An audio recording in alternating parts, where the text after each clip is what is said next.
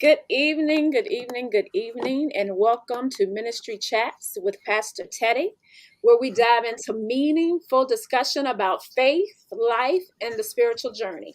Our guest today is none other than Pastor Reginald D. Taylor of the Rock Church, Memphis, Tennessee. We are super excited to have him join us on this evening, as we are you all. As you tune in tonight, please let us know where you are tuning in from. Put the city where you are joining us tonight from. And before we get started tonight, the first thing we're going to always do is have a word of prayer. So we ask that you all would pray with us. Let us pray. Father, we thank you for this time, God. We thank you for ministry chats, and we thank you for the vision that you have given Pastor Teddy. We ask tonight that you would incline ears and that you would have receptive hearts to receive whatever Pastor Taylor is going to bring us tonight with knowledge and wisdom so that we may understand. We thank you, we honor you, we glorify you, and we ask all blessings in the name of Jesus. Amen. Pastor Teddy, I yield to you. Amen. Amen. Good evening. What's going on, Dr. Taylor? Oh, you got the best hand out. Man, we are delightful to have you here Yes. on Ministry Chats with Pastor Teddy. How's it going out in Memphis? Things are going well, man. Things are going really good. Great. Thank you, man. Last week you were a great host. You hosted myself and Dr. Brown, took us around the city. And man, we're thankful and we're blessed for you hooking us up and being so hospitable and bringing us to your city. Man, well, you know, it's Southern hospitality, Doc. It's a joy to be able to connect with you, man. It's been a number of years since we got together. Man, it has, man. When was the last time that we had you here in Virginia? Oh, God, man. I know well long before the pandemic. What do you think? Maybe 15, 16? Yeah, Doc, it's been a long time. And for It's been people a that minute. don't know, you gave me the name for the Victory Center. Tell us a little bit of something about that. Yeah, I think I was running revival at New Fresh Springs, and we was preaching on victory, and we was talking after the service. We were out eating. You said, "Man, that's what I'm gonna call it, the Victory Center." And man, lo and behold, it has come to pass, man. Yeah, great project, man. Thank you for being a part of it. And we're looking forward to bringing you back to doing a big family and friends weekend here in Yeah, Virginia. We're looking forward to it. We're in the planning process, That's and right. we're going to make it happen, Doc. yeah. I'm looking So, forward to it.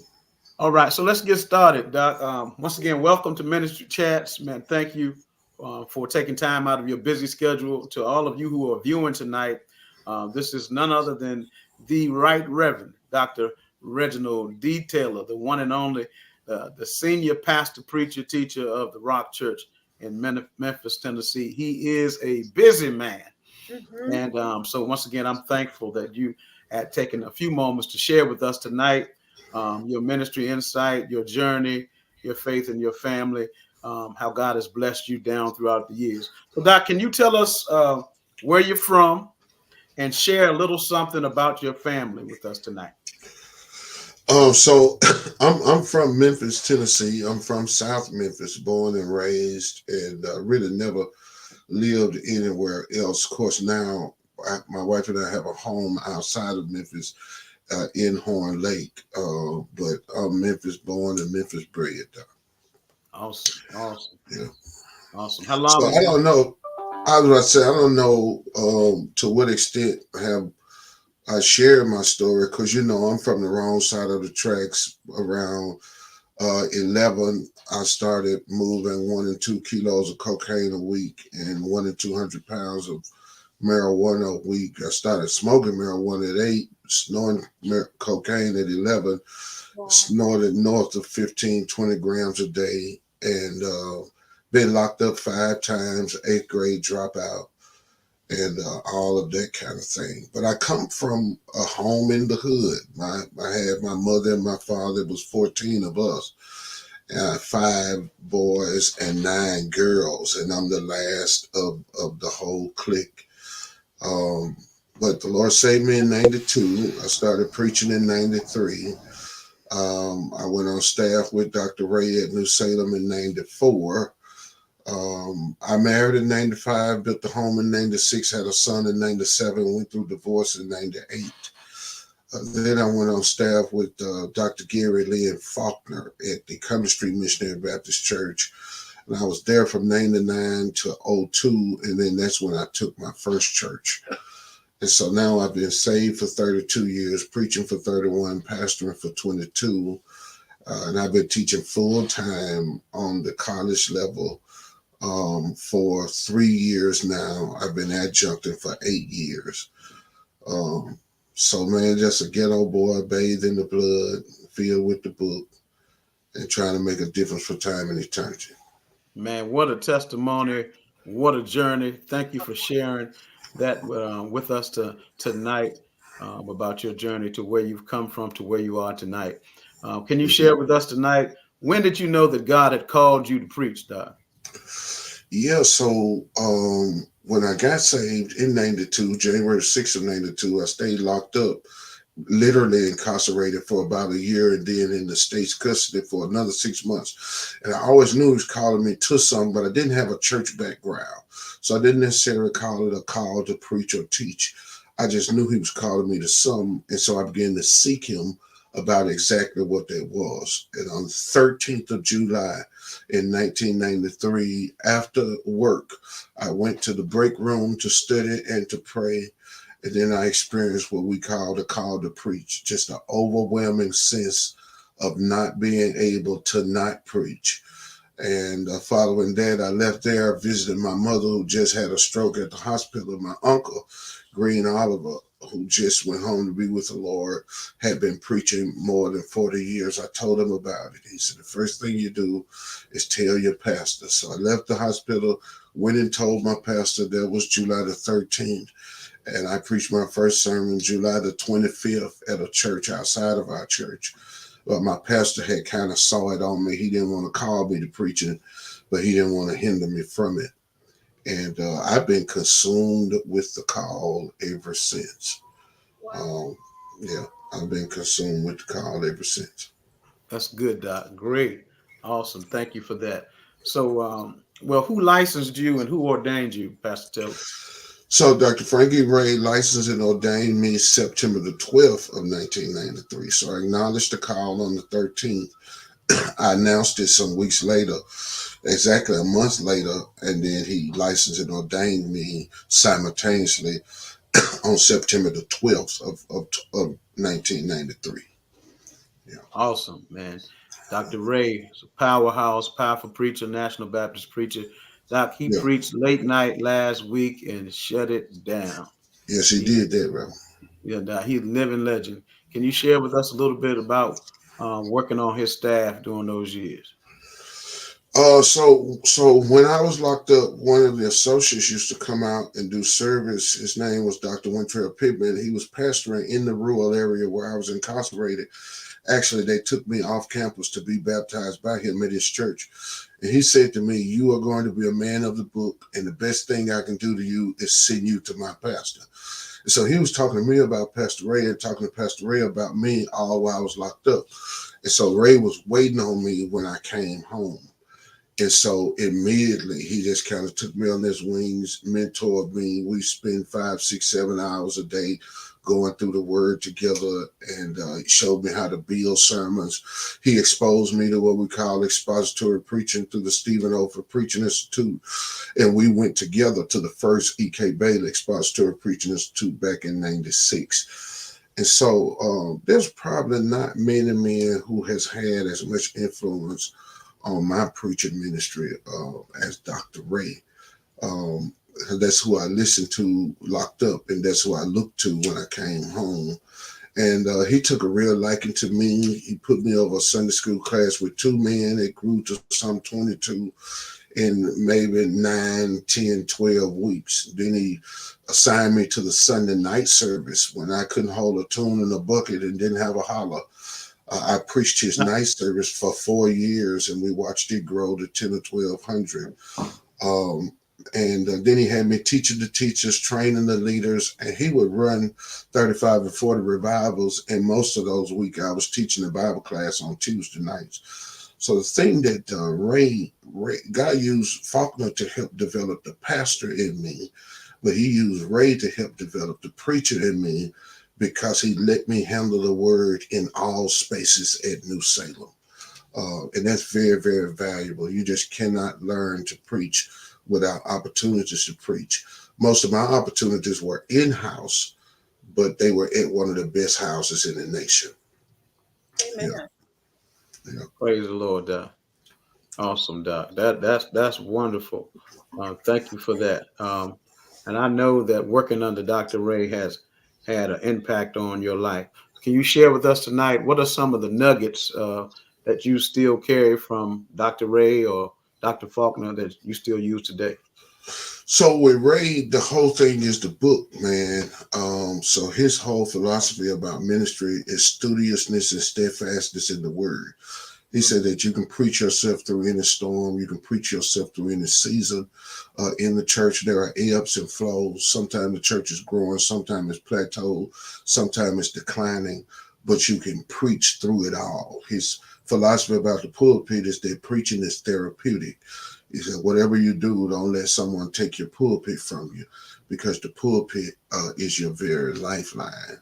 So expositional preaching, creativity in preaching. There's not many persons who can tell a story like Ray, or who can strategically build a sermon like Ray. He just eats, sleep, and drink preaching. And that's the thing that he has impressed upon me more than anything, and that is to be serious about the craft and be consumed with the craft. That's very valuable. That speaks volumes to me even to this day. That powerful. Yeah, Dr. Ray is a walking Bible, and I know that his study habits have fallen on you, and because you're a powerful preacher as well. Can you tell us tonight, Doc? Can you share with us about the churches that you have shared or served with along the way? Yeah, so around 27, 28, I got called to Second Baptist Church, which is in Hernando, which probably maybe roughly 25 or 30 minutes away from Memphis. It was your typical traditional established church. When I went there, they had about 25 or 30 in worship. When I left there, we had about 450 in worship. We were baptizing every Sunday and started closed closets and food ministries and all of that kind of thing. I kind of went there with expositional preaching and serial preaching through books and preaching on doctrines. And it's a good preaching station. It's a good country church. Very inwardly focused, not what they weren't given to evangelisms and missions and discipleship, but it was a good church, a good place to preach, a good place to cut your teeth and to grow. So the Lord gave me about a 10-year run, and I think we had more people, more paper, and more property than in the history of the church under my watch. So he really blessed the work when I was there. I went there. I took the church with the agreement that we would become a church planting church. I was very comfortable where I was. I was with Dr. Gary Faulkner, and I said God used Ray to help me as a preacher, but he used Faulkner to develop me as a pastor, because Faulkner would let me manage projects. I had the privilege of acquiring 5.6 acres of land with a $500,000 budget and getting it developed for around $342,000. Had the privilege of sitting down and purchasing several houses around the church, turning those spaces into ministry spaces in terms of what was going on at the church. So I brought that to Hernando, and we were able to acquire a $300,000 Family Life Center, a Christian education building. And the church just hadn't done that in 100 years. The church hadn't had that kind of spatial, financial, missional, and numerical growth. And just to see the Lord do it was very, very encouraging. It really prepared me as a planner. But I went to the church, Pastor Teddy, with the agreement to plant disciple making churches. And after a while, it became clear that the church was really about just building that particular church. So around year 5, I started feeling the squeeze. Around year 7, I couldn't rest. In year 8, I made the announcement, but I announced it a year out to give my people time to resist it. And man, did they resist it. But I stayed there and left when the Lord let me leave. People weren't able to turn me off or anything like that. But for a long time, maybe around a year, I pastored both. I pastored the plant and the established church. And then around August of 2011, I resigned the old place and went fully in with the new place. Wow. Wow. You were putting the work in, Doc. So tell me about your experience when you were pastoring the Rock and Second at the same time. Well, it's very interesting. At 9:30, I'd be in a hotel with the double ballrooms with maybe 160, 170 people, and things were high and live, and I felt real free. And then I go to my established church, and for a long time, it felt like preaching uphill. Because the people not only didn't understand the vision, they didn't want to share their pastor. I think they loved their pastor so much, they felt, I don't know how to say, abandoned or betrayed because I had planted another church. But it's just like the call to preach. I could not plant because it was a call.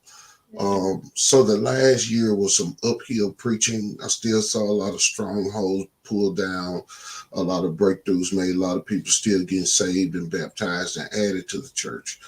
But the tension was so thick you can cut through it. So would I recommend that for another guy? I would just say you got to know you're called to it because it's going to take some tough skin to get through it. My. Yeah. I was going to ask you that. What kind of challenges, if any, did you have during the church plant? So, church planting is a risky business. You'll have several people who come to see, but don't necessarily come to sow. And Wow. so you can count a lot of bodies, but not count a lot of books. And all you have is certainty, but you don't have clarity. You know that the Lord is going to do it. You just don't know how or when He's going to do it. Again, you got to really be functioning out of a sense of call.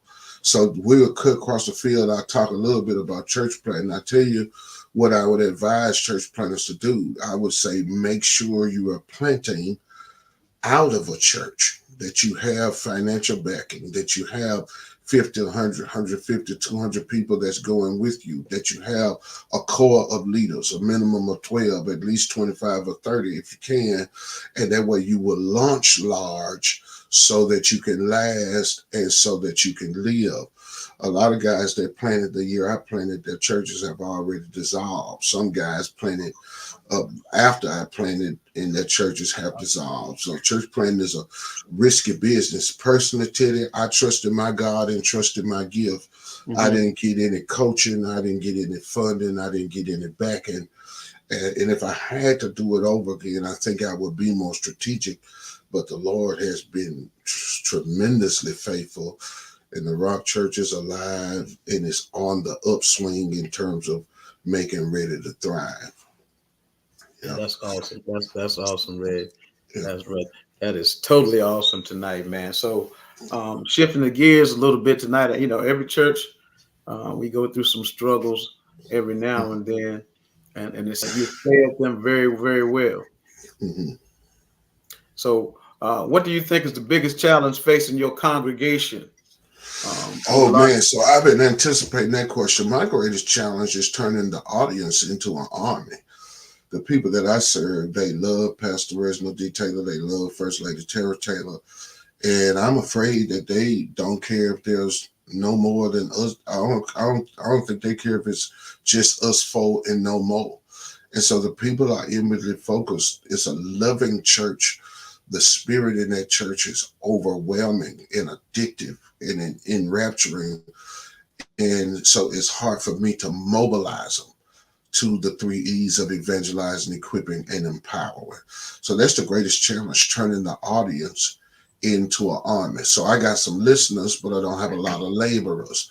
I have some people coming, but I don't have a lot of people going. I have people who are committed to worship, but I don't have many who are committed to discipleship. And so that's the greatest challenge for me. My God, the harvest is plentiful, but the laborers, Yep. Yeah. they're few, Doug. Okay. Yeah. And I love my folks. I wouldn't take nothing for them.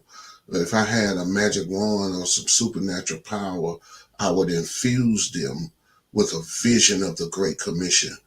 What I'm trying to do is grow a church of people who are world visionary, world impacting, reproducing, disciple making disciples.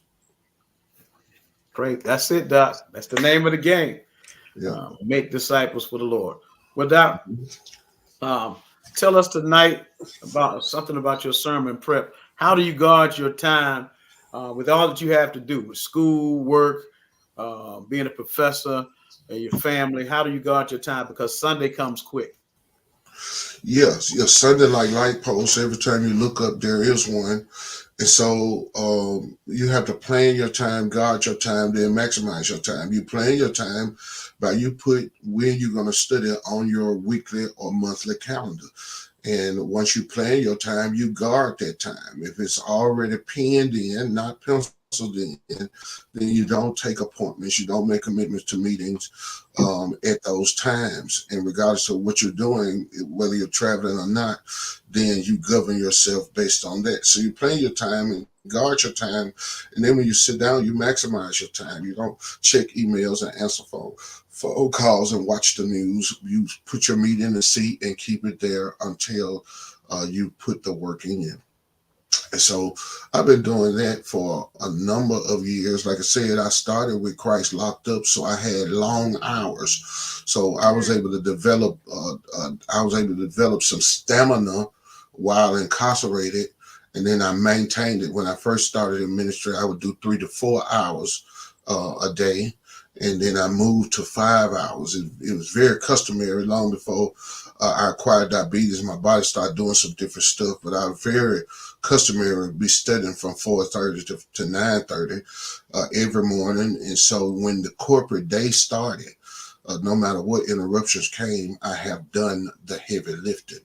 Well, now I'm 5 degrees ahead, and so different degree programs require different levels of study, and so sometimes things morph. So in this PhD season, I probably spend 6 to 8 hours a day studying, but all of it is not sermon prep. Some of it is research and writing. Some of it is leadership. Some of it is writing book reviews on a scholarly level for scholarly journals. But I still plan my time, guard my time, and try to maximize my time. And listen, if you don't control your calendar, somebody else will. And so it's about being dogmatic. You got to be dogmatic. But I think the call will help you be. If you want to preach in a way that's not monotonous, you want to remain fresh and stay creative, then you got to keep on digging. You got to keep on reading. You got to keep on acquiring illustrations. You got to keep on working the process. And here shortly, we're going to tap into the process in terms of how I do sermon preparation. Yes, that's what brings me to my first of all, I want to ask you before we get there, what inspired your love for expository preaching? So like I said, when I was locked up, what I listened to was tapes from Wintrell Pittman on Frank Ray. And what he would do would give what the guys at Southwestern would call text-driven preaching. He would start with the text, sticks with the text, and stop with the text. His explanations, his illustrations, his application, and his invitation was all born out of the text.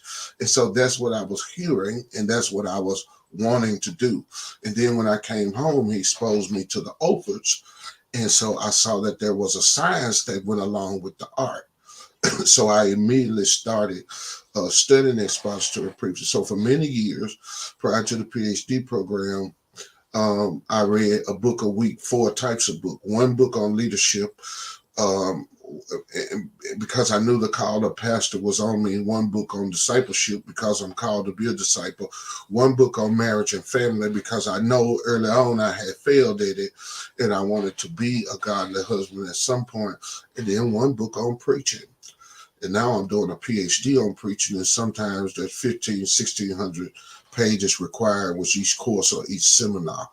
And so just constantly going at it. And, after I'm talking to you after 32 years of preaching, 31 years of preaching and 22 years of pastoring, but I'm not talking from the perspective of an expert. I'm talking from the perspective of an explorer. I'm studying preaching today. I'm reviewing my sermons today. I'm trying to get sharper today. So for me, I take the posture of a lifelong learner. And expository preaching is not the only biblical way to preach. I'm not as dogmatic as John MacArthur's and some others saying the only way to preach is expositionally, but I think that it's the most responsible and the most productive and the most powerful way to preach. And I think when you preach in an expositional manner, you teach the people you serve how to study the Bible. God is at best taking all of our feeble efforts and blessing people. But I think our best efforts is when we give ourselves to 2 things, Teddy: rigorous exegesis. Rigorous. That's rigorous exegesis. That's the investigation of the text. And then responsible exposition. That's the communication of the text. Hey, I like that. I thank you for that, Professor Taylor. That's deep. Yes, sir. So right, right off the cuff. So give us expose Psalm 1.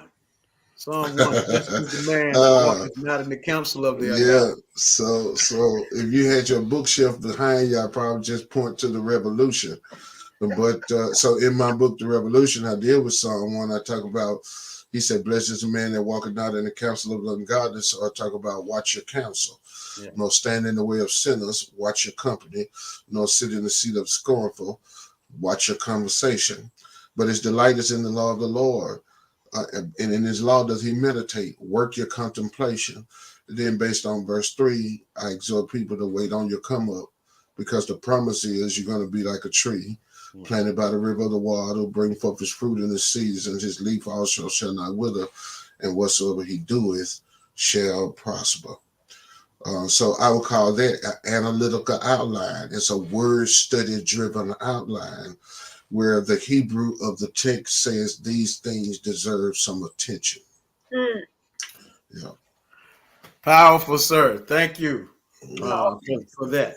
Well, we talked about how you guard your time because Sunday comes quick. Can you share with us and give us an overview of your sermon prep process? So the back work is a 7-step process. So I got saved in 92. In 93, I was able to start working on my 2-year degree. It took me 3 years to get it. But in 96, I took Dr. James Almond.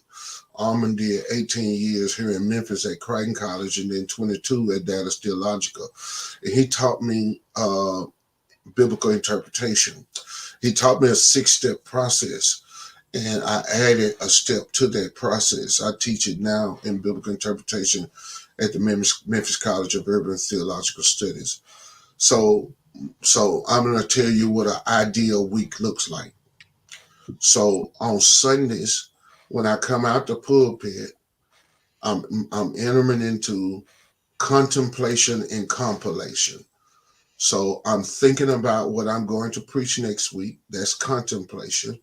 I'm probably going to do that. I'm going to eat and fellowship most Sundays, take a nap, wake up.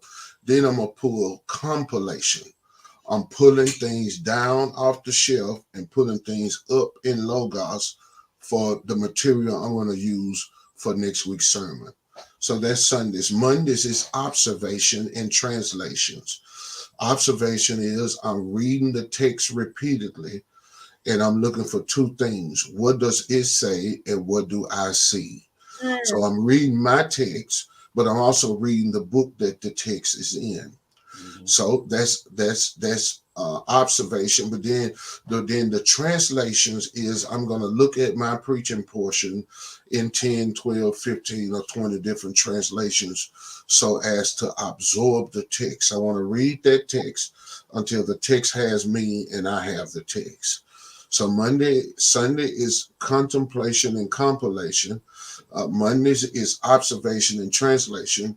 But then Tuesday are the analyzations. I wish I could share my screen, or I had this pyramid up. So there's historical cultural analysis where I'm gonna look behind the text. There's a lexical syntactical analysis, the word study where I'm gonna look within the text. Then there's literary analysis where I'm gonna look around the text. And then there's a theological analysis where I'm going to look above the text.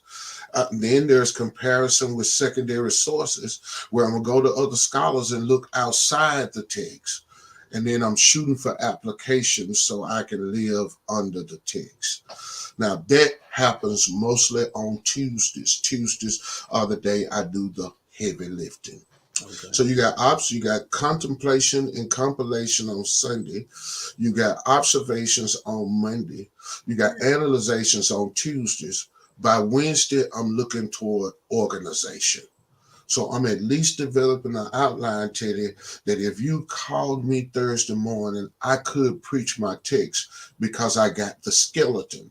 I've not put meat on the skeleton, but I got a route to run on by Wednesday. Right. So Wednesday's organization, Thursday is publication for communication. By 5 o'clock Thursday, I'm trying to have a full manuscript written. Now, I preached for you several years. I can't get the math right. I think we met in '09. I Right. did that preaching conference for the association or for the corporation, maybe 2 or 3 years, and then I ran revival for you 3 or 4 or 5 years. Then Right. I was with Mike Reed and his wife for 2 or 3 years. So we've been connected for some time. Um, so I preach extemporaneously. I preach Right. without notes. I preach without a Bible. But every week I write a manuscript. I Okay. write for clarity. I write for conciseness. And I recommend that to any preacher watching. Get in the rhythm of writing a manuscript weekly. And the manuscript evolves in various ways. There's a book out called Johnny Can't Preach. But Johnny can't preach because Johnny can't write. And Johnny can't write because Johnny don't read. And so the more you Wow. read, That's better you write. The better you write. And so that's what I'm shooting for on Thursday. Now, Friday, Saturday, and Sunday morning is worship time. Friday, what I got going on is saturation for memorization. I'm reading my sermon over and over again. I'm reading that manuscript. Robert Smith Jr. of Beeson Divinity School, who teaches Mhm. preaching on a high level, he counsels his preaching students to read their passage 50 times. And after they've read their passage 50 times, write the sermon and read it 50 times. His philosophy is if you read your passage and your sermon 50 times, you not only got it, but it has you. And Mhm. so on Fridays, I'm I'm I'm I'm doing saturation and meditation. On Saturday, I'm doing saturation for memorization and moving toward presentation. Now I'm lifting this sermon up to the Lord. I'm asking Him not only to breathe on it and breathe on the hearers, but I'm submitting myself to the sermon, asking Him to help me practice what I'm getting ready to preach. Mm. Um, and Sunday mornings is a time of dedication. Now, my sermon becomes my devotional material, and I'm worshiping God through the sermon before I go present the sermon. That's an ideal week for me, Teddy. That's how I get at it. Some weeks get crowded and clogged, but those 7 steps are going to happen. The best week they happen on those days in that process. That's great, man. And so we were in Memphis last week, and you took a day out to take us around Memphis, fed us and fellowship with us. Went over to the convention center. So, how much of that time put you behind? So I don't think of time. I don't think in terms of ahead and behind. I think in terms of doing what has to be done. And so one of the problems with pastoring and preaching is we can sacrifice our marriage on the altar of ministry. We can sacrifice our friendships on the altar of ministry, and we can sacrifice other relationships on the altar of ministry. And so life is not clear cut. Ideal situation, we would be like John Calvin and some others who say they give their mornings to God, their afternoons to men, and then the evenings to the family. Well, it don't always happen that sweet. What you have to do is just make sure it happens. Am I making sense? And so I try not to look at it like I think they divine interruptions because I think that our faith is tested in the laboratory of relationships. So I can stay in my study and I can be an exegete and a scholar and all of that and still be immature in the faith because I'm not dealing with people. And so I seize opportunities to get with people. You wouldn't believe it because of how we kick it, but I really am an introvert. But it's my time alone that makes me function outside with a winsome and a gracious and a charitable spirit. And so it wasn't an interruption at all. It's just you move the pieces. So I would normally be in the seat at 8 or 9 a.m. But so that morning I got up at 4. I didn't get to your hotel room till 9:30, which means I left my house at 9. So I'm still grinding and still meeting. The convention was happening and you was in the city and it wasn't number 3 days really. Monday had left, so we talked Monday evening, and I'm like, "Hey, what time you want to get together tomorrow?"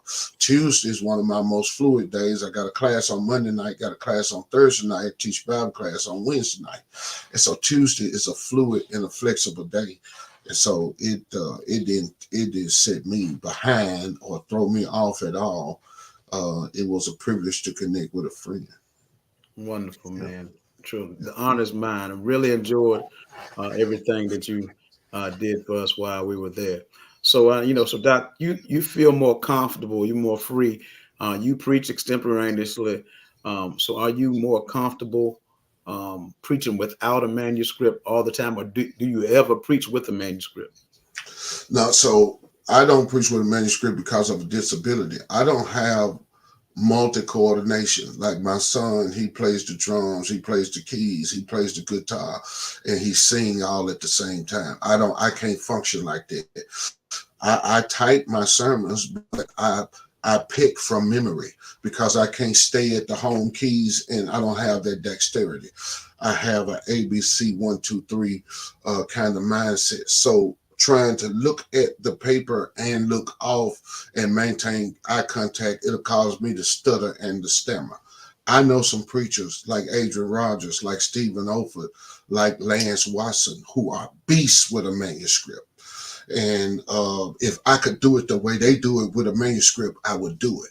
But I would mess my sermon up. So my best bet is to absorb the sermon and then be free when I flow.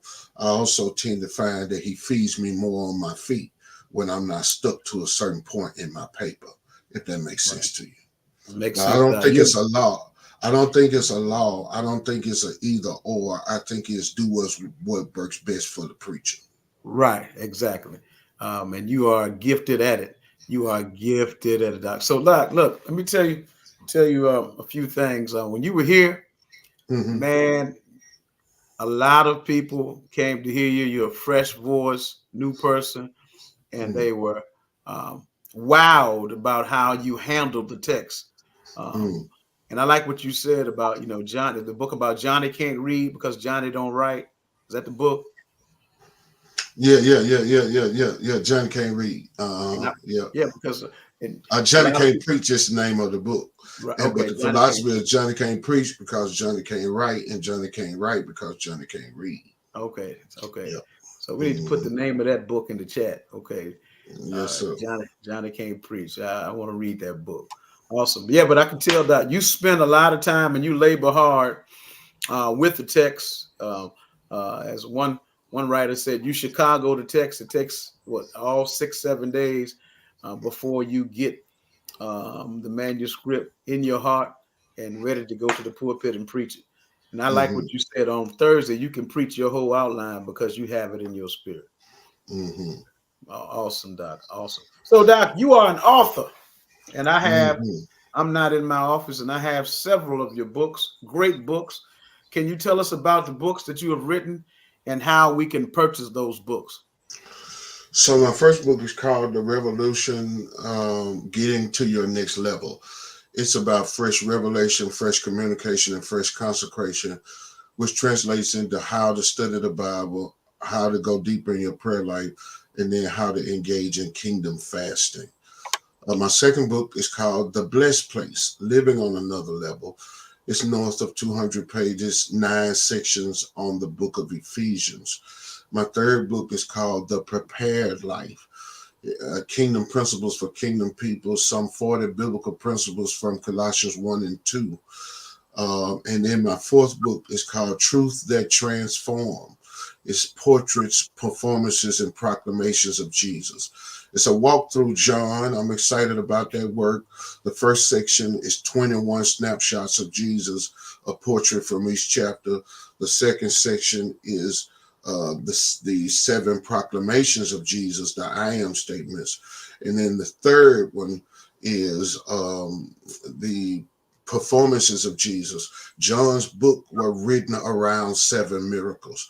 He says in John 20, 30, 31, truly many other signs did Jesus in the presence of his disciples, which are not written in this book, but these are written, these being the signs, that you might believe that Jesus is the Christ, the Son of God, and that believing you might have life in his name. So those are what I published. There are 5 books in process. The second half of Colossians is going to be the productive life, kingdom principles for kingdom people. We're removed from doctrine to duty. And then I'm working on 4 preaching books: the life of the preacher, the labor of the preacher, the leadership of the preacher, and then a primer called Perspectives on the Preaching Ministry. But right now, of course, you can go to Amazon.com and find my books, or they can email me at Reginald Taylor Ministries at gmail.com, and then I will mail those books out to them without shipping. Um, but yeah, so that's where we are. I have not been a good promoter. I don't have a website for my books. Unfortunately, I just kind of make them available where I preach. Right. But my wife and I have them in house here, and be glad to send it to your listeners, man. Yeah. Okay. Yeah. Can you say that again so we can put it in the chat? Reginald Taylor Ministries at gmail.com. Okay. Thank you. Reginald Taylor Ministries. If they want to forward, so the books are $20 a piece, $60 as a set. So you get 4 books for $60. And my Cash App, I should have sent you all of this, is my name. Money sign Reginald D. Taylor, capital R, capital D, capital T. And they would forward that stuff and send their address. We'll get those books right in the mail to them, and shipping will be on us. Hey, thank you, Doc. I appreciate it. And these books, ladies and gentlemen who are watching and who will watch later, these books are a must-have for your preaching library, your teaching library. They will bless you immensely. I am a witness. I am a witness. So, Doc, can you tell us, or talk a little bit about your personal development? And you just now talked about Johnny can't preach because Johnny don't read. Can you tell us about what books are you currently reading at this time? So right now in the discipleship realm, I'm reading a book called Tyler Holder Fox, How to Be World Impact and World Visionary, Reproducing Disciple Making Disciples. It's by Herb Hodges. I contend, and I've read a lot of them, but I contend this is the best book on discipleship that's out there. I read this book 2 or 3 times a year, every year. I have 2 group of men that I'm discipling. I got a Wednesday group of 4 and a Saturday group of 6, and I'm taking them back through it. I'm currently reading that. I am currently reading the Anointed Expository Preaching. That's a book on preaching by Stephen and David Olford. Others will put Haddon Robertson at the top of the chain. Others will put Brian Chappell with Christ-Centered Preacher at the top of the list. I think the Olford's book on expository preaching is the most phenomenal one out there because they are doing preaching as they are teaching you how to preach. And so those two things I am reading right now. I just ordered a review copy of a book that my deans in the School of Theology and Missions they just revived the old work on what it means to be a pastor. And I hadn't broke it out the seal, but I'm getting ready to read it. And I'm going to read it and then review it. I just reviewed How to Preach Narrative by Jeffrey Arthurs. I just finished that book in that presentation last week. Okay, yep. Awesome. Yeah, great, man. You put the work in. Reading is a must. Reading is fundamental. One book that I don't know if you have it or not. It's by Bishop Sir Walter Mack, Creative Ministry Moves. Creative Ministry Moves. That is a book that you need, Doc, to put in your library. I know that you would love it. Bishop Sir Walter Mack was a great preacher, pastor, teacher, and that book should be added to your list. I know that you would love his work because he's a great preacher, great writer. He has several books like yourself as well. And I'm gonna go out there and get him before the night over, Doc. Yeah, go out there and get him. And he has several books. I recommend that you would get all of his writers that will bless you. Bless you. So what books would you recommend for young preachers to read? So again, Anointed Expository Preaching, and just behind that is H.B. Charles' book called On Preaching. Right. O-N Preaching. Okay. Matter of fact, if they are not already exposed, they need to subscribe to the On Preaching podcast and listen to all 100 and some episodes. HB is offering some good practical advice about the preaching ministry. So I would say those are some must-haves. There are several of them that we could list, but hey, if you want to know how to build sermons, get Anointed Expository Preaching. If you want to know how to value the call, get On Preaching by H.B. Charles. I recommend those two. Very easy reads, but they both have depth. Mm-hmm. They are written with simplicity and clarity, but don't think that it's dumbed down. It's rich, and they are resources that'll pay off in years to come. Yep. Thank you, sir. Yeah, On Preaching. H.B. Charles is the beast, very humble preacher, son of a pastor. He's doing great work. Great work. Yeah. Awesome, awesome guy. Awesome beast of a preacher. Doc, so can you tell us about your seminary experience? What seminaries have you attended, and how did seminary impact your life? So, Teddy, for me, a call to preach is a call to prepare. Right.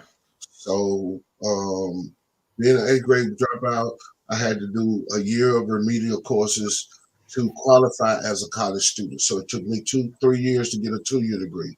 I got a social science and general studies. Then I went to Crichton College, got a bachelor of science and biblical studies. I came in under a new catalog.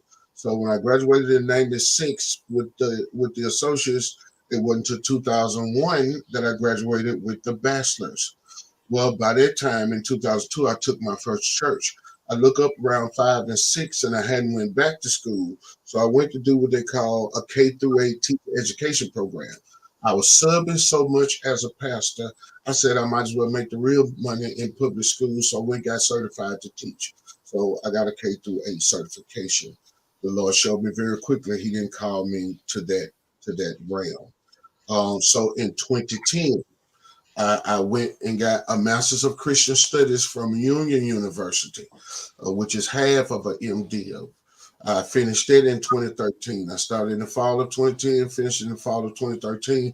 By fall of 2014, I was at Capital Seminary. Capital Seminary is the graduate arm of LBC, Lancaster Bible College, and I did a Master of Divinity. And I got counsel from my wife, counsel from my son, counsel from my accountability brothers, and they said we read your material like it's homiletical commentary. And so I was trying to cop out and just do the D-men, pay some $20,000 less, get me a D-men right quick, and I'll be Dr. Taylor. It'll be the official. And the Lord wouldn't let me rest. He told me to get the terminal degree because I'm going to need to teach on a terminal level.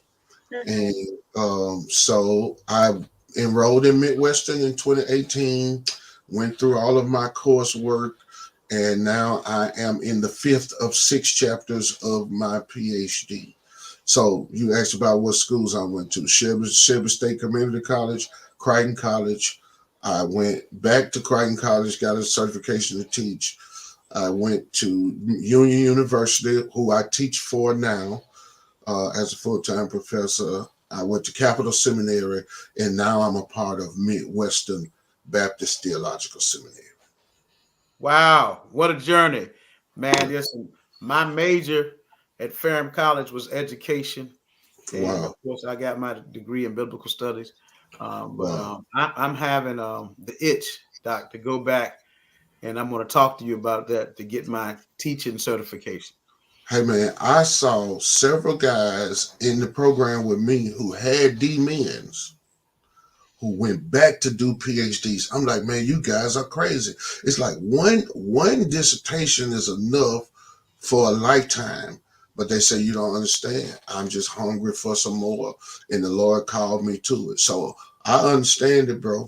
I understand it. I understand what you're saying. I think a call to preach is a call to prepare. I honestly do. And so since he saved me from so much, Teddy, I feel like I'm called to so much. You know, I mean, you know, if I can supply 12 or 15 crack houses and run my own crack house and, you know, try to help take care of 9 sisters and 4 other brothers and try to take care of my mama with that dope sack, then I can try to do some stuff for God. Man, that's And right, Doc. so here I am, 49 years old, be 50 in July, still in school, hoping to be able to defend in September so I can walk in December. But I'm enjoying the journey. I feel God breathing on me when I'm studying, when I'm teaching, when I'm preaching. And so I'm living my best life now, Amen. regardless to resources or preaching invitation or the size of my church or any of that. Just doing what he called me to do. I'm living my best life now. Man, you are. You're making a huge impact in the Memphis area and surrounding states and across the country. Reginald Taylor is known all Mm. over, up and down the East Coast, West Coast. We thank God for your labor. It has not gone in vain. Yes, man. That's my next thing that I want to pursue on my radar. And we'll talk about that off Mm-hmm. screen later on because I have my D-men, but I just have the itch to get back into the public school teaching space My. to help young Mm. men and young women. That's the next It's thing for me. exciting. So, It's Doc, exciting. can you share with us today what professors that you have that impacted your life? Oh God. So let me share with you about a professor who wasn't my professor. The first 5 years of my ministry, Teddy, the late Dr. Larry Boyle Sr., David L. Boyle Sr., he met with me 2 mornings each week for 5 years. And one day we would study and discuss doctrine. Another day we would study and discuss a book that he had put in my hand. Boyle had 2 PhDs and a D-man. Wow. Boyle was a scholar. Boyle went to Bishop with Ralph West, and Ralph West thinks very highly of Boyle. Um, Boyle was a scholar with a holler who ran 35 or 40 revivals a year, but 90% of them, he was the lecturer. A boy could live with one passage of scripture 5, 10, 15, 20 days in a row. Boy Wow. had a depth. He had a depth of spirituality. He was a man of God, and he was a scholar. He taught at Memphis Theological Seminary. Okay. So in terms of professors that had the greatest influence on me, I dare to say David Boyle had the greatest influence. There is not a day that go by that I don't hear Boyle speaking to me. That to this day. So this is day. Boyle, things Boyle did, I did. Boyle kept a duffel bag full of books. Boyle wrote in the margins of his books. Right. Boyle wrote outlines based on different things. Boyle would read a secular book and place biblical principles on the secular writer stuff. All of those things are shaping me today. Boyle died in 2012. I met him in 1993. And so I had that relationship with him from 93 to 2012. But the first 5 years, from 93 to 98, he met with me 2 mornings out the week for 5 years straight. So I watched him clear suspensions with his son, watched him take his daughter to the doctor, watched him greet his wife when she came in from a third shift job at the post office. At Ball would take me, buy me plane tickets and hotel room in some of the cities where he was doing revival, put me in my own room so that we wouldn't miss our 2 mornings when he was away in revival. Ball was a disciple maker, but he was a disciple maker that was still an expository preacher. So it wasn't either or. It was a part of his lifestyle. And so I don't know many people that has had the influence that Ball had on me, because it was more than just preaching. It was discipleship. So I get to his funeral, some 20 people parade across the stage. At first I thought I was special, but a guy get up and say, yeah, Pastor was with me on Mondays and Thursdays. Somebody else said he was with me on Tuesdays and Fridays. Somebody else said our day was Sunday morning. Somebody else would say he meet me on the golf field twice. So he discipled several people. Wow. He was a disciple maker, and he was a scholar. Beyond Ball, there is Dr. James Almond. His friends call him Jim Almond.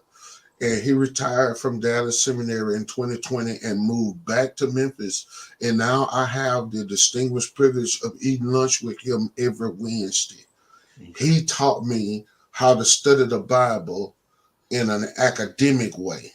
Okay. So he taught me biblical interpretation. He used Henry Verkler's book.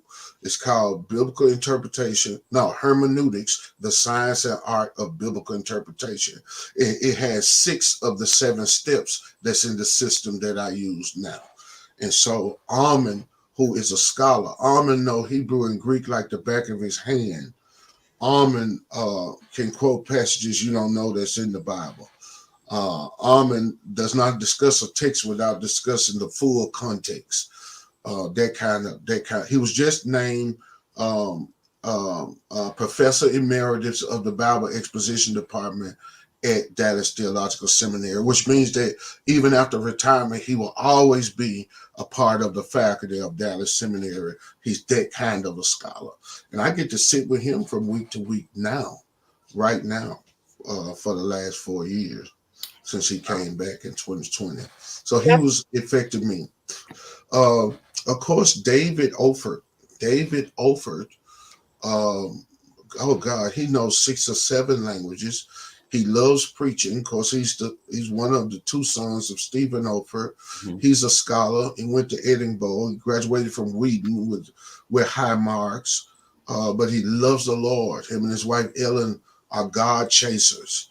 They are men and women of God who really love him and who are on the cutting edge of ministry. He was very impressive. I was impressed by 2 men with capital. One guy named Mark Eckel. He taught theology of preaching, theology of ministry, and he helped me see preaching and ministry from a wider perspective of Scripture, where you developed a robust theology of why you do what you do, and not just as a part of worship, but as a form of worship. Then there's a younger man, Nicholas Petrosky. Oh God, Google him. Oh man, he can teach the New Testament, and particularly the New Testament's use of the Old in a way that makes Christ-centered preaching live. And so those men have made me just want to study hard and pray hard and just keep digging, man. Yeah. Doc, We appreciate those names. We got all of them, and we'll share those names in the chat later on. Yeah. You have been placed around a lot of guys who've impacted your life and who've shared and learned and know their ways in and out of the Bible. That's a blessing that God has blessed Hey, you with. I'm almost in sin because now I'm in Midwestern, and oh God. So the chair of the preaching department is Dr. Ben Aubrey. Let me recommend Wow. his books. One is how effective sermons begin. Mm-hmm. The second one is how effective sermons progress. He's working on his Magna Carta, how effective sermons conclude. So check out Ben Aubrey. Ben Aubrey came by way of the Master Seminary. He was John MacArthur's assistant for many years and studied under him and worked with him. But he is a beast when it comes to preaching. Let me Okay. recommend Stephen W. Smith. Stephen W. Smith. Now, he taught for 14 years at Southwestern. He just recently, in the last 5 years, took a church called Emmanuel Baptist Church, a mega situation, Teddy, in Little Rock. A Wow. mega situation in Little Rock. I've been worshiped with him 2 or 3 or 4 times, but he's a scholar. Everything he has written is worth reading. He writes for the Academy. He got Okay. a piece called Recapturing the Voice of God. He talking about how we ought to preach based on the genre. He says that we ought to be faithful to the substance of the text, the structure of the text, and the spirit of the text. And he really teaching about literary analysis and literary semantics, and it's powerful. He got another piece called Dying to Preach. Anything he has written, Stephen Smith, every preacher ought to read it. He is not only a professor and theologian, but he is an expository preacher and a pastor. Okay. And so let's not sleep on Stephen W. Smith. My Lord. Wow. Yeah. Thank you for sharing those resources. Um, I am better tonight for Yes, sir. sharing those resources tonight. So, can you tell us tonight, Doc, what do you find most fulfilling about being a pastor? Oh man, it's kind of hard to narrow that down, man. So there is the preaching side where now we get to do and sometimes get paid to do some we would pay to do. There is no greater joy than handling the book. But the flip side of that is to see lives transform, see people change, see bodies healed, see marriages mended, see young people get saved, see old people come out of the trap of tradition and transition into truth. Right. The rewards of the pastoral ministry are innumerable because you are a physician of the soul, but you're in the nooks and crannies of life with real people with real problem and real pain. And I don't know. I would have to step down to be the president of the United States. Okay. So Okay. I mean, I hate to be trite, but I love it all. Right. Even the battles, I love seeing God win and work out the battles. You Yeah. know what I'm saying? Yeah, I it's got just a joy. It's just a joy. Yeah, That's awesome, Doc. yeah. We have a few more questions, but Minister Berger just put in the private chat. She has a question to ask. Yes. Okay.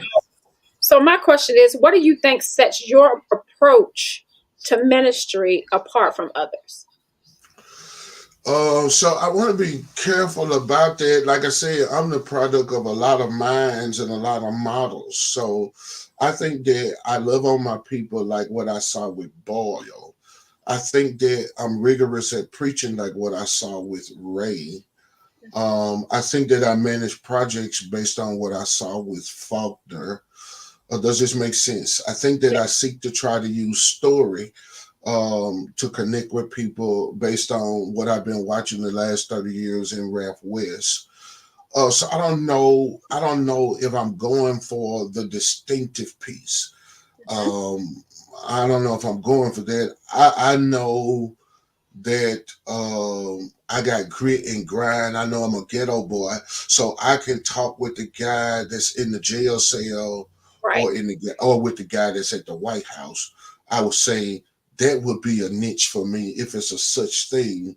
that I have training in both worlds. Mm-hmm. And so everything in between, we say in the South, game recognized game. I can see the foolishness when it's coming, but I also can discern real passion when it's raw and they don't know how to communicate it.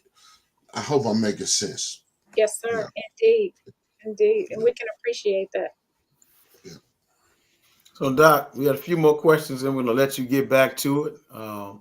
So, can you share with us, since we've been together, since you've been in Virginia, a lot has happened in your Mm-hmm, life, and now you have matriculated to teaching on the college level.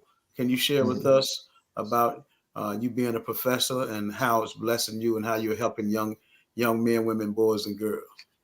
Yeah, man. So it's two or three sides to that. The side that blesses me is that I'm with Union University. Union University just celebrated 200 years. It's a very, very, very established private college here in Tennessee. It's of Southern Baptist origin. The thing that blesses me the most is that it's a conservative. It's born out of a conservative theology. So a strong school. I'm excited that I've been vetted by some of the best. One of the best schools in the nation, and they chose me. So now Union is all about training and development. I'm in a thing right now called Leadership Union where they looking at a 2, but they can see a 10. So they pouring into me and I'm barely into year 3. So Union Nation is strong, man. So I'm realizing potential that I didn't know I had because Union saw it and is sowing into it. So that's the side in terms of how I'm serving now. So I'm a part of Union University, but I serve at Memphis College of Urban and Theological Okay. Studies. This is a college that was launched some 20, 30 years ago with the express purpose of training African American pastors and church leaders to do ministry in urban context. And so I'm getting some of the best training to pour into the people that's on the front lines and just to have the space. So we have some formats where we have 4-hour class, some formats where we have 2-hour class, all formats we have hybrid class. So I'm able to produce all of this material to pour into these people. And these are not traditional students that's 18 to 22. No, these are people who are most likely to succeed. Guy who been clean and sober for 5 years, a girl who just been off dope for 18 years, somebody 52, 53 going back to school for the first time. So what we get is the folks who are most likely to not graduate from college, and we get to sow into them not just an education, but a theological education. So urban is our context, but Bible is our content. And so Oh, we call it urban and theological studies. And Wow. so, man, I can sit on a stool, produce slides and handouts and exercises, and just slowly but surely transfer not just truth but training. Oh, it is just a blessing. And I've been around just long enough now that I'm seeing that it's happening in different congregations, parachurch ministries. So if I minister to a guy that got 1,000 members, then I'm ministering to 1,000 people. Because if I influence the pastor or the president or the founder or the executive director, then I'm influencing the people that they influence. And mm-hmm. that is just blessing my heart that sitting right where I'm at, I'm having tentacles into ministries all across the Mid-South. That's just overwhelming. That's Wow. exciting. So Yeah. profound. That's just Dr. Taylor, thank you so much, Doc. That is great. And I know you are right in the realm where you need to be, and God is using you in the most mighty way. So mhm. you're a busy man. We've heard a lot of the things that you're doing on a daily basis throughout the week. So can you share with us tonight before we close?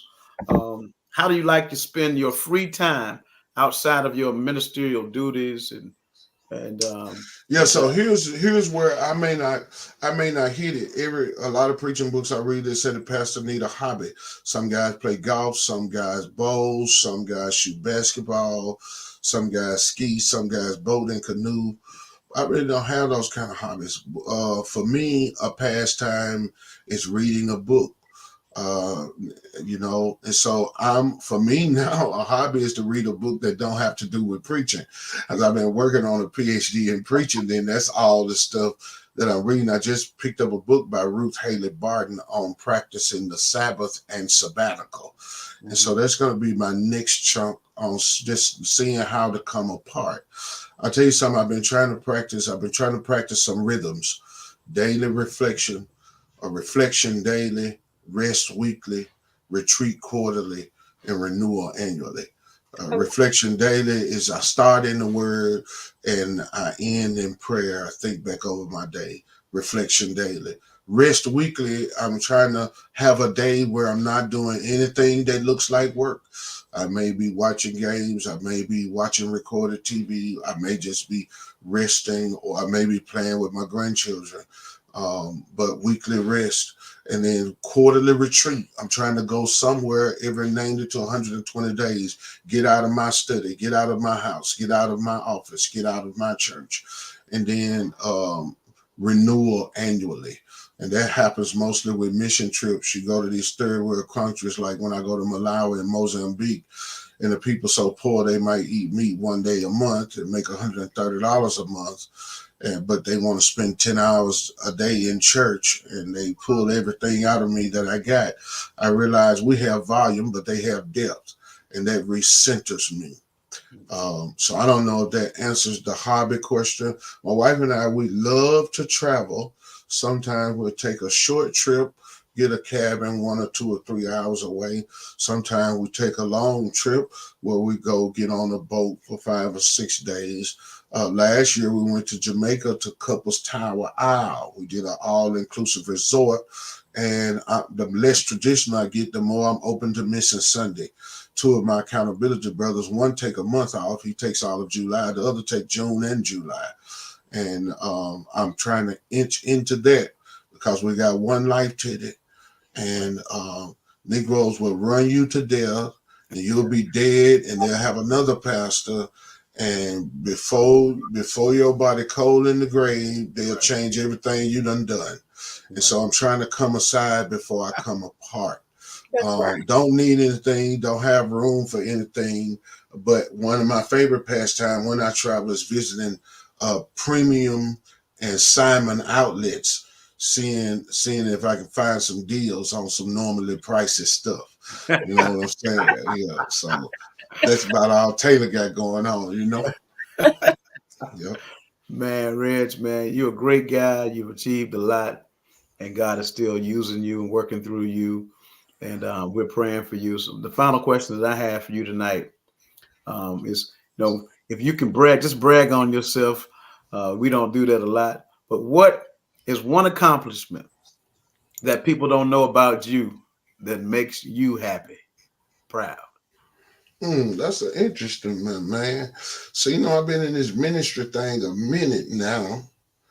And so if people know me, they know me. Right. But I tell you what, I got a third master's. I got a THM, which is a terminal degree, which right up there with the PhD. And so I'm kind of excited about that. I mean, I ain't just a guy with an MDL. You know what I'm saying? I got a third master's. You know what I mean? So I'm tripping off that because they go to me most likely to not succeed. You know what I'm saying? Right. So I'm excited about that, man. Absolutely.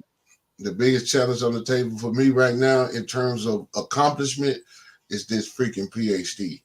Right. If I can get this thing out of my life, I can smile a little wider. Can you tell us just briefly, because we got about 3 minutes. Can you just, how extensive, is that, Reg? PhD, the writing process, because the D-Min was heavy, but the PhD. Yeah, so I checked it out. So a big Western man, let me just talk to you about money. It costs about $22,000 more. Right. And it's probably going to take 2 or 3 years more.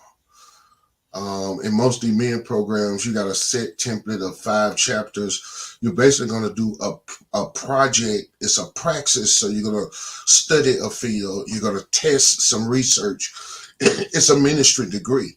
Right. This PhD thing is research based. And it's hard to find something that hadn't been said and say a whole lot about it. Right.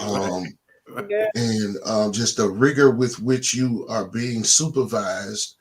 You got scholar supervisors, so you might have a first reader going to send your chapter back with 30 problems. Then you fix them, it's going to be 20 more. Then you fix them, then it's 17 more. You fix them, you said send it to your second reader. Then the second reader find 20 things. Right. And you can't wear your emotions on your sleeve because they've been where you're trying to go. And so you got to fix that.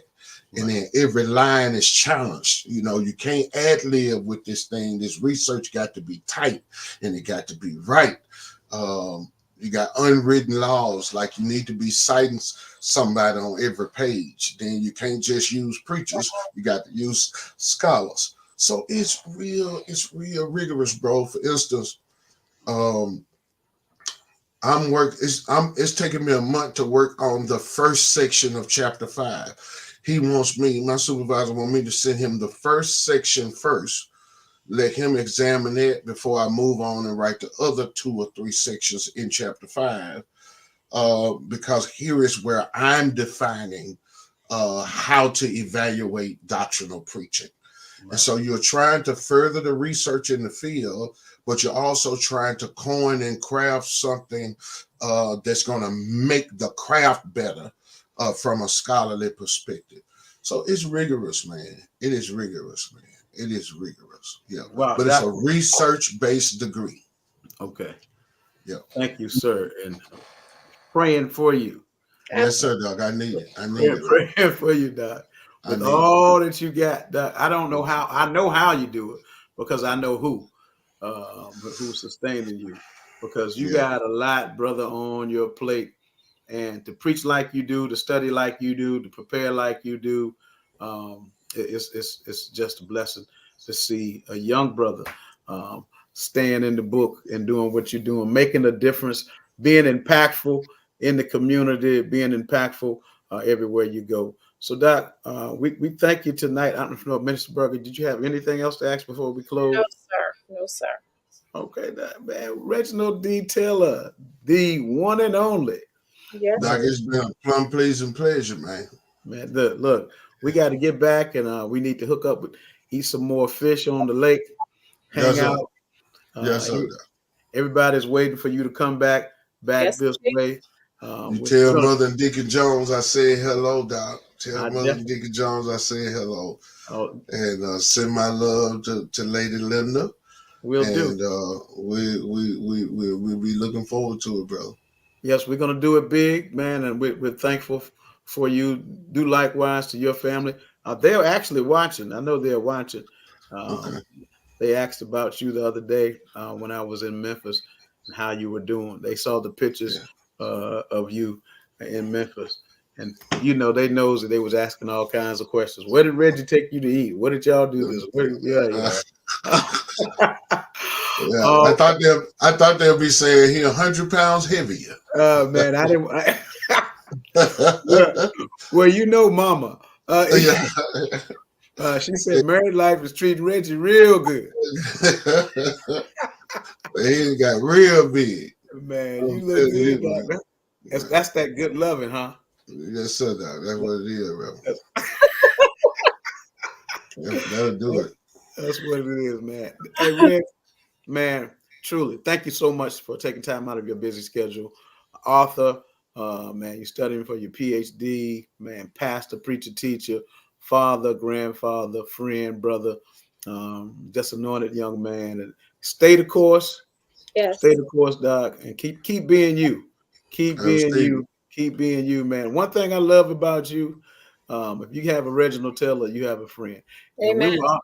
And Minister Berger, we were walking through the convention center, and Reginald Taylor had introduced me to some great men and women of the gospel, and everybody was talking about, hey, Doc, you know, this guy right here is a walking Bible. I'm like, man, Mm. I know all about it. I'm all about it. From kiver to kiver. If he see it, he got it in his spirit. David said, that word have I hid in my heart, and My, I my. might not sin against thee. So Doc, I'm going to close like this. Minister Berger just purchased a book, and she didn't know I was going to say this because she told me this afternoon. She said, I think it was H.B. Charles, right? Mhm. That posted on his blog about you know, how to memorize scripture. Mhm. Um, Wow. yeah, Sure so did. I it's a book. purchased it today. She purchased it today. Wow. So HB wrote on how to memorize scripture? He actually posted it himself from another author, and he said that it was a much needed book. Um, Wow. he sure did. Oh man. Oh, let me write that down. Yeah, and the book is Andrew M. Davis, How to Memorize Scripture for Life. Yeah, check it out. How to memorize scripture. The And it's word hidden in the Greek, book too. that word have I hid. Hmm. The word that I memorize are the words that I utilize. If you don't memorize anything, you can't utilize anything. That's right. So, Doc, thank you for Wow. your Thank you for that. utilization. Thank you for Yes. Thank you your. for that, Doc. So, Doc, we appreciate you, man. What's on tap for the rest of the night? So man, just gonna eat something and relax, man. I did the heavy lifting in the day and kind of free my evening up to hang out with y'all. And so man, it's curtains for me. I'm Okay. gonna go into relax mode. All right, man. We appreciate you once again. Give a wife our love, and we'll be chatting back with you soon. Once again, ladies and gentlemen, Dr. Reginald D. Taylor was our honored guest tonight. And um, if you like the podcast tonight, like it and share it. It's some great information. Go back and share it. Share it with your friends. Share it with your family. Even share it with your foes. This chat will bless you on tonight. Minister Berger, can you close us tonight? Absolutely. Dr. Taylor, as always, we thank you for sharing with us. It was just a Mm-hmm. pleasure to have you in our presence. It's been a while, Mm-hmm. so we are super excited for you to return back Mm-hmm. to VA so that we Mm-hmm. all can spend some time with you. We thank again all of you for joining us on this evening in this rich conversation with Ministry Chats with Pastor Teddy. And we ask that you would tune in again with us on next week. And remember, last but not least tonight, that you can walk with Jesus if you're running with the devil. Be blessed. Be blessed. Amen. All right, Doc. Amen. Next